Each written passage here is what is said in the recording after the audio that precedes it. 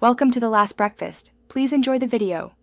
In this video, I will show you how to get BeamNG Drive on Windows.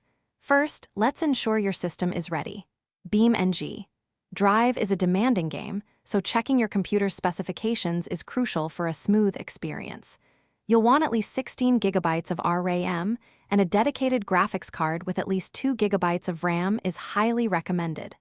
Also, make sure you have at least 25 gigabytes of free storage space available on your hard drive before you begin.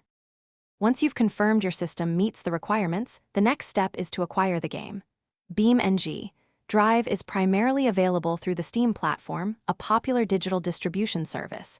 If you don't already have one, you'll need to create a free Steam account. After that, simply search for BeamNG Drive, add it to your cart, and complete the purchase. The game will then be ready for download directly within the Steam client. With the game purchased and downloaded, it's time for the installation. Open your Steam client and navigate to your game library. You'll find BeamNG Drive listed there. Simply click the prominent Install button to start the process. You'll be prompted to choose an installation directory. Pick a location on your hard drive with ample space. The installer will then guide you through the remaining steps, which usually takes only a few minutes to complete. Congratulations, you're almost ready to drive. After the installation is complete, you can launch BeamNG Drive directly from your Steam library. Upon your first launch, you might want to adjust the in-game graphics settings to optimize performance for your specific system.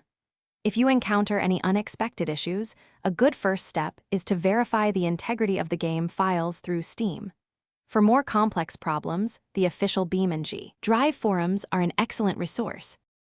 Thanks for watching. If this was helpful, leave a like and consider subscribing. See you next time.